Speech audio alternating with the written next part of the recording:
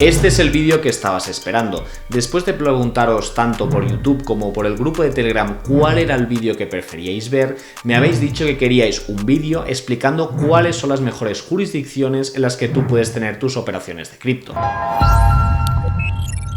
Lógicamente, y después de haber hecho la saga de cómo entrar, cómo operar y cómo salir del mundo cripto, aquí os presento la siguiente saga del canal, en la cual os voy a explicar de entre 5, 5 y 5 cuáles son las mejores jurisdicciones en las cuales tú puedes operar o te puedes beneficiar de las particularidades que tienen para el entorno a las criptomonedas. De hecho, y antes de entrar en materia, tener constancia de que estos vídeos son los que más cuesta hacer, básicamente porque tengo que contar con muchísimos colaboradores y aparte tengo que hacer un trabajo de investigación muy al detalle, así que cualquier like, comentario o compañero que le quieras compartir este vídeo te estaría muy agradecido. En este sentido, yendo directamente y sin dilación a mirar las jurisdicciones que hemos comentado, aquí tenemos las 5 jurisdicciones que vamos a analizar en el vídeo de hoy. La primera sería Emiratos, en particular Dubái, luego tendríamos Portugal, que también me la habéis pedido muchísimo, luego tendríamos Estonia, Suiza y el caso concreto de Andorra, en el cual sería mi residencia fiscal. Asimismo, de cada una de estas 5 jurisdicciones vamos a analizar el impuesto sobre sociedades, es decir, las ganancias que obtienen las personas jurídicas que están en esta jurisdicción, el IRPF, es decir, las ganancias que tú obtengas como persona física, cómo tributan en la jurisdicción, luego las particularidades que pueden tener para el entorno a las criptomonedas, ya sea en renta o sea en impuestos sobre sociedades, que sería lo que le daría el punto de cripto friendly a un país u otro, y luego cuál sería mi opinión personal. Ten en cuenta que aquí todos los tipos impositivos fiscales que estamos comentando son tipos generales, si fuéramos a tipos especiales aquí no acabaríamos nunca, y en todo caso todo esto está sujeto siempre a un gran informe antes de irte a una jurisdicción, es decir, antes de decidir en un vídeo de YouTube irte a Dubái, míratelo un poquito más, no vaya a ser que haya alguna particularidad para tu caso concreto que te pueda afectar.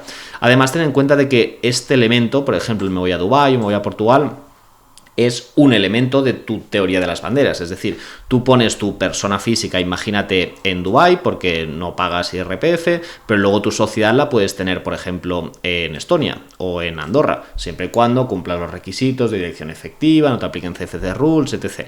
Es decir que no penséis solo en una jurisdicción, sino que la gracia está en cómo combinas las jurisdicciones, de tal manera que tú puedes tener pues tu residencia fiscal aquí, luego puedes tener tu sociedad aquí, luego tu patrimonio lo puedes tener en Suiza porque te encaja, porque a nivel bancario te da mucha más garantía, y luego, por ejemplo, tus inversiones las puedes tener en Portugal, porque te encaja mucho, imagínate, o en España, por ejemplo, bueno, aquí no lo he puesto, lógicamente, España, pero por ejemplo en España sí que tiene algún tipo de régimen en cuanto a holdings o en cuanto a la ley de arrendamientos urbanos que pueden estar interesantes, ¿no? Pues después de esta explicación vamos a analizar las jurisdicciones concretas. En primer lugar vamos a hablar de Emiratos. Emiratos, a diferencia de otros regímenes de otros países, tiene unos regímenes específicos por el cual tú puedes tener una sociedad en la tax free zone o por otro lado en mainland, ¿vale? Tax free zone, imaginad que serían como los típicos depósitos fiscales aeroportuarios antiguos, ¿no? Que estaban exentos los depósitos fiscales. En este caso le han sumado el negocio digital, y una vez sumado el negocio digital a los depósitos fiscales es cuando sale la tax free zone del 0%, ¿vale? Por tanto, las sociedades que estén domiciliadas o incorporadas en la tax free zone, en la medida en que tienen este tipo de régimen, están sujetas al impuesto del 0%. Por tanto, básicamente no pagas impuestos. En todo caso, para poder no pagar impuestos en este tipo de sociedades, tenemos que tener en cuenta que necesitamos una licencia IFTA, que es una licencia que da a la Parapública de Emiratos, de tal manera que si tenemos una actividad que puede estar sujeta y se puede acoger a este tipo de licencia, nos aplicaría el tipo impositivo del 0%. En todo caso, el año pasado salió de que había un nuevo impuesto del 9%, a partir de 375.000 dirhams. Esto se dice de que si al cambio serían unos 95.000 euros, si tú operas o tienes este volumen de transacciones anual, entonces sí que te acogería y tendrías que pagar el 9%. En todo caso, estamos hablando de sociedades. Si nos vamos directamente a IRPF, ten en cuenta que ahí no existe. Es decir, tú como persona física, tú los rendimientos que hayas obtenido vía dividendos, capital mobiliario, ganancias patrimoniales del trabajo, como profesional no existe el rendimiento, por tanto no tienes que pagar nada. Por tanto, en la medida en que en renta no tienes que pagar nada por ninguna de las rentas que tú hayas obtenido, todas las rentas que hayas tenido derivadas de criptomonedas lógicamente estarían al 0%.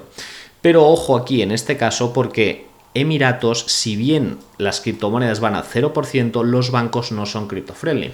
En el sentido que los bancos, ya por el petróleo y por el histórico que tienen, digamos que ya están untados en billetes, y todo el riesgo que están asumiendo en cuanto a nivel de blanqueo de capitales, y además con la presión de los últimos tratados internacionales que asumen con las criptomonedas, digamos que están haciendo un paso para atrás, ¿vale?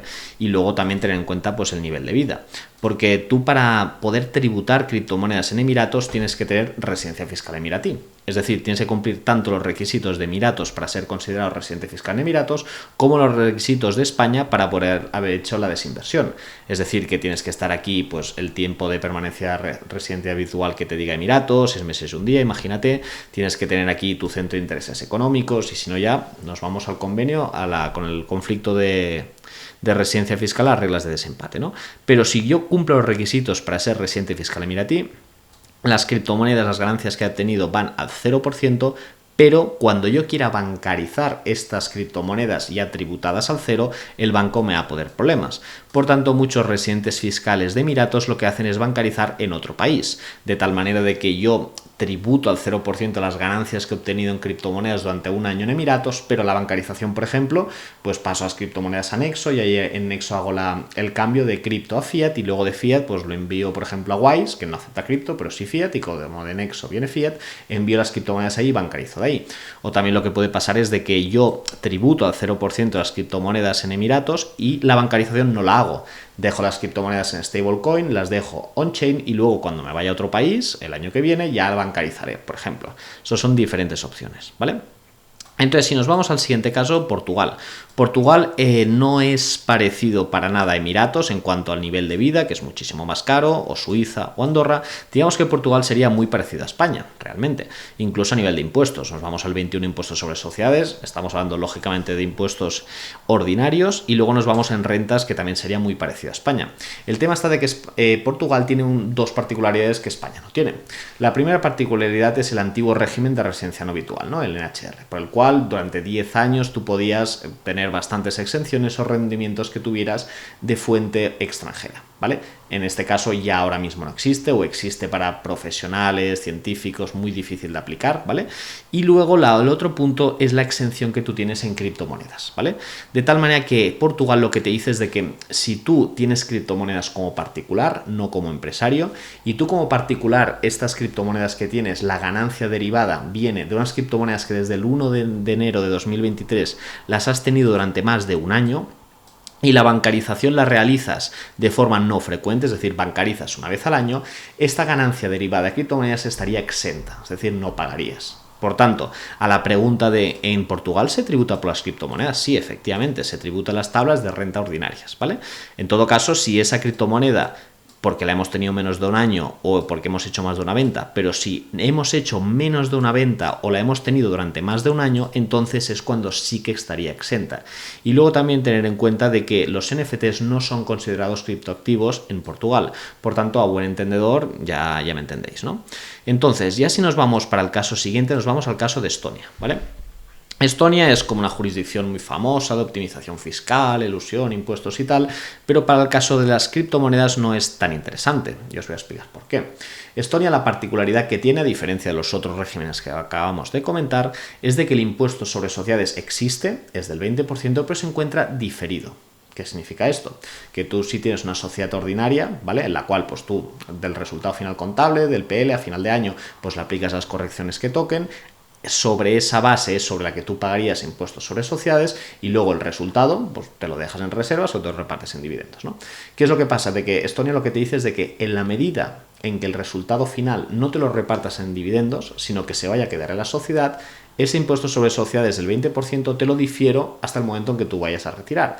De tal manera que en la medida en que esa sociedad se vaya engordando y no retiremos dividendos, esos rendimientos no van a tributar porque estarían dentro de la sociedad.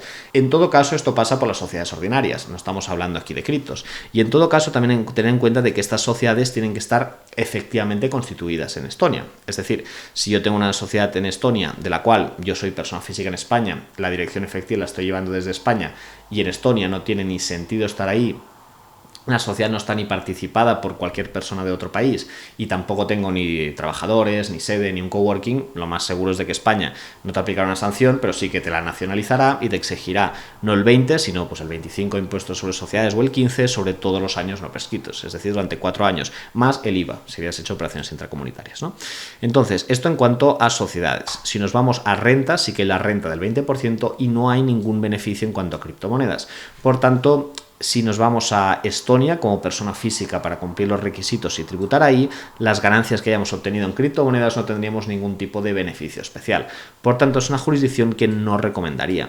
Ciertamente Estonia con la e-residence y como país innovador tiene muchos beneficios, o incluso hasta los bancos son buenos, los bancos estonios, es decir, una combinación de Emiratos, tributar y luego bancarizar en Estonia podría ser interesante, depende en qué tipo de bancos, pero a nivel de residencia fiscal no sería tan interesante, ¿de acuerdo?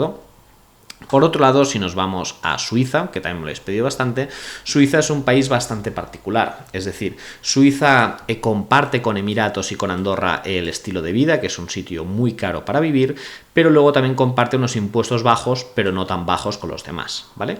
Entonces, Suiza también a nivel impositivo es muy federal, es decir, cada cantón tiene unos tipos impositivos que se aglutinan sobre los estatales, ¿no? En todo caso, no son impuestos bajos, estamos hablando de casi un 20% también en impuestos sobre sociedades, y en IRPF nos vamos a tipos marginales bastante grandes. Pero ¿qué es lo que pasa? Que también, como en Andorra hay algún tipo de exenciones sobre ganancias patrimoniales, y como en Emiratos, que va al 0%, también sería muy parecido, ¿vale? Y luego también tener en cuenta de que Suiza tiene una provincia que es la provincia de Zug, ¿vale? Cerca de Zurich. Esta provincia, Bitcoin sí que es moneda de curso legal, es decir, tú puedes pagar tus impuestos en Bitcoin directamente, lo cual es bastante beneficioso. Y luego, donde sí que está muy bien Suiza, es para las empresas cripto.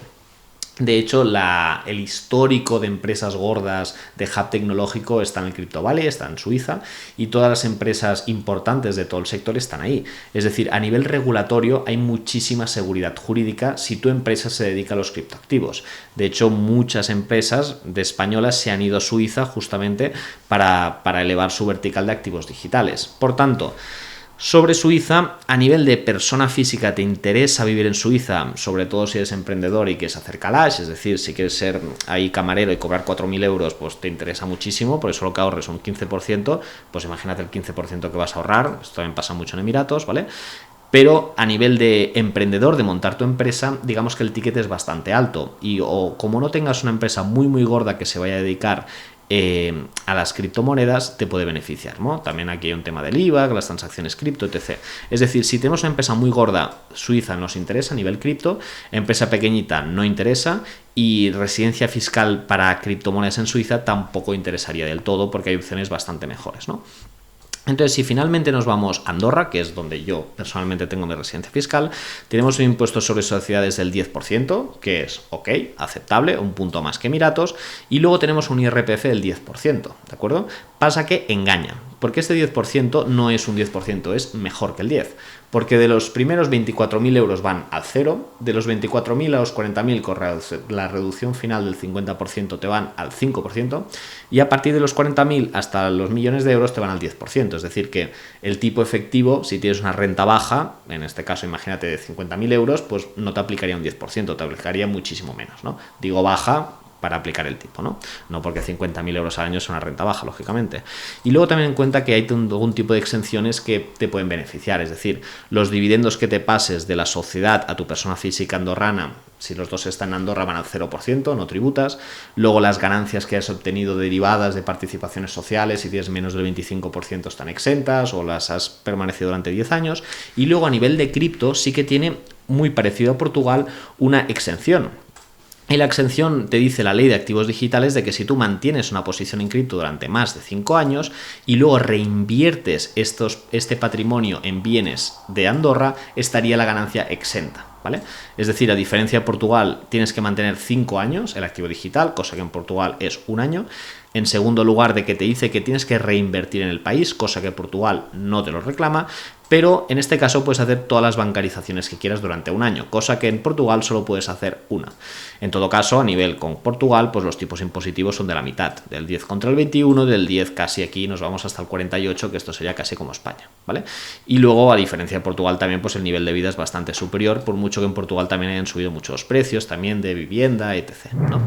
Entonces, una vez explicado todo esto, de cuáles son los tipos de jurisdicciones de que nos podríamos acoger o cuáles podrían ser los más interesantes, vamos a las conclusiones. Lógicamente tenéis que pensar que todos los países son teoría de las banderas, ¿no? Es decir, en un país deposito mi capital, en otro país invierto, imagínate en Bali, porque creo que el país está creciendo, pues invierto en real estate en Bali, y en otros países es donde tengo mi residencia física personal, que es donde voy a tributar por mis rentas, en teoría mundiales, depende de cómo sea la ley general tributaria de ahí, y en otros sitios donde voy a tener mis negocios, ¿no? Y cómo se regulan y tal. Es decir, la gracia no está en la herramienta, sino en cómo interactúan todas entre ellas, ¿no? Entonces, a partir de aquí, este vídeo pues cuesta hacerlo, lógicamente, ya podéis ver el tiempo dedicado, así que os agradezco que lo compartáis y que me comentéis lo que queráis. Este vídeo formará parte de una saga. Comentad aquí los siguientes países que queréis que analice, porque os parezcan interesantes, porque os parezcan jurisdicciones atractivas o porque simplemente habéis visto muchísimo contenido en internet y queréis saber más. Ejemplos pueden ser interesantes: Salvador, Singapur, bueno, hay bastantes, ¿no? En todo caso, dale like si te ha gustado. Os agradezco cualquier tipo de apoyo y nos vamos viendo. Y este cuadro os lo voy a compartir en el grupo de Telegram para todos vosotros. Un saludo a todos y nos vemos en el siguiente vídeo. Hasta ahora.